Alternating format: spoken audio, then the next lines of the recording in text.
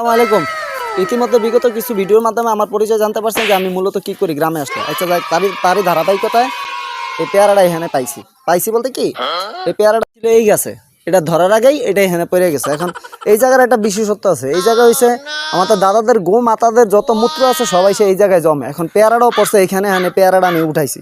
এখন বিষয়টা হচ্ছে পেয়ারাটা তার খাওয়া সম্ভব না, আর এটা সন্দেহ নিয়ে যদি খাই তাহলে পেটের সমস্যা হবে, এটা আপনারা সকলেই জানেন।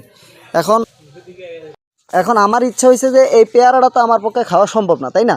তো আমি চাইতেছি যে এটা ইন্ডিয়াতে এক্সপোর্ট করবো। এখন এমন যদি কোনো দাদা থাকেন যে এটা ইন্ডিয়াতে নিতে প্রস্তুত, ঠিক আছে, এটা সম্পূর্ণ অর্গানিক আপনাদের গো মাতার মলমূত্রের উপরে পড়ছে। এখন এটা যদি আপনারা এত কিছু জানা সত্ত্বেও এটা যদি কেউ নিতে প্রস্তুত থাকেন ইন্ডিয়াতে, তাইলে আমরা জানাই, বুঝতে পারছেন? কারণ আপনারা এগুলা ভালো খান, এটা আমরা দেখছি সামাজিক যোগাযোগ মাধ্যমে কিংবা অন্যান্য কোনো মাধ্যমে।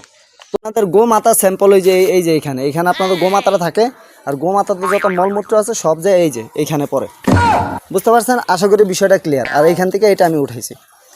তো যদি কেউ থাকেন তাহলে আমার কমেন্ট বক্সে জানেন। কেমন? আল্লাহ হাফেজ।